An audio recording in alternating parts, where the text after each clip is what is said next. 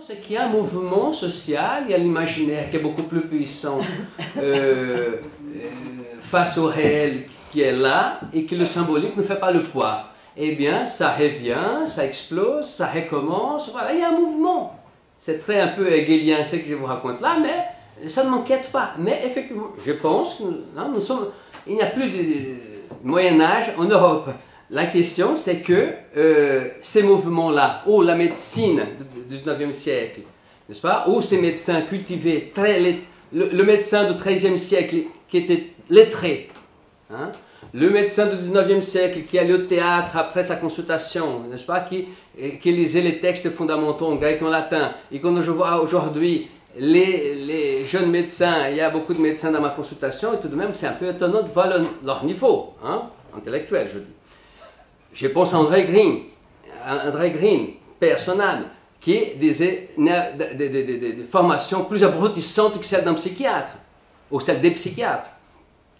C'est-à-dire, il y a quelque chose de ce mouvement-là, mais ça, on arrange au fur et à mesure. Par exemple, qu'est-ce qui se passe au RPH? Une bande de jeunes me fait confiance, j'ai dit, écoutez, reprenons Freud, comme Lacan nous a indiqué de faire, et là maintenant, on va étudier Freud, Lacan, et on va étudier du grec, du latin, de l'allemand, pour les Freud dans l'original.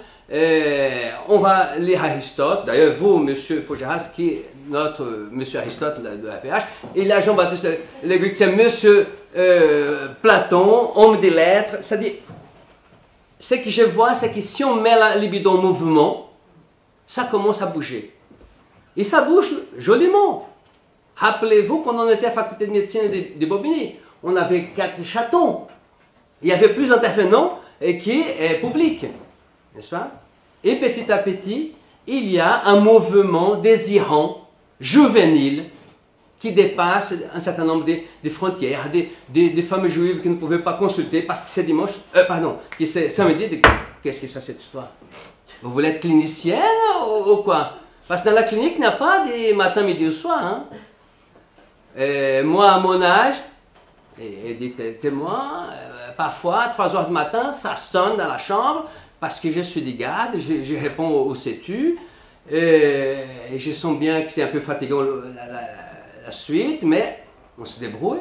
C'est-à-dire, dans la clinique, la notion de clinique, qui vient d'Hippocrate et qui a passé par Pinel, par Freud et par Lacan, n'est-ce pas, et qui continue aujourd'hui avec des hommes comme par exemple Luc Guévin, qui était mon patron, n'est-ce pas, qui est à Bichat maintenant. La clinique, elle est souveraine. La clinique est souveraine. Si vous n'avez pas l'esprit de devenir clinicien, vous ne pouvez pas supporter, n'est-ce pas, travailler du matin au soir. Il faut dire, par exemple, cette jeunesse, hein, que je rends hommage. Hein, vous êtes là tous aujourd'hui, mais hier vous étiez chez moi, en supervision du groupe. N'est-ce pas? C'est ça le courage qu'il faut réveiller à cette jeunesse, n'est-ce pas? Et laisser ces banalités, ces bêtises, n'est-ce pas? Des tissus, des religions, des couleurs, tout ça. L'inconscient n'a pas de couleur. L'inconscient cherche à dire le vrai de l'être. C'est ça notre métier. C'est pour cette raison que la médecine, donc plus en plus on s'éloigner du désir inconscient, rentre dans une sorte de vétérinisation. Cette médecine vétérinaire, d'ailleurs, c'était une chose que j'avais saisie à partir de la discussion, de la conférence des marines, n'est-ce pas? Donc voilà, des femmes qui vont chercher des hommes grands, les yeux bleus, qui avaient fait des études universitaires, etc., comme si c'était des animaux. Elles veulent hein, c'est une logique vétérinaire. D'accord? Mais c'est normal pour un pays comme les États-Unis, n'est-ce pas? Où 80% de la population adulte croit aux fantômes. Rien d'étonnant, n'est-ce pas? Nous sommes en France tout de même. N'est-ce pas? Il y a tout de même un monsieur qui s'appelle Molière et qui a passé par là pour s'y moquer de médecins, même, n'est-ce pas, si, bien évidemment, avec beaucoup d'esprit.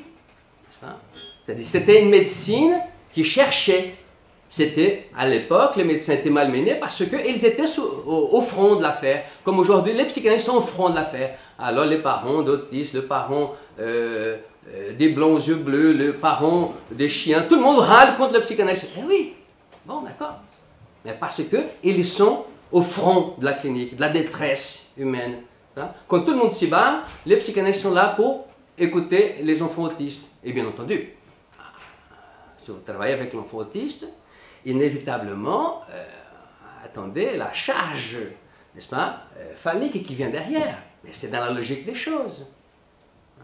C'est l'idée qui est la mienne, c'est que si on met cette jeunesse au travail, ça produit des cliniciens hors pair. La preuve, n'est-ce pas?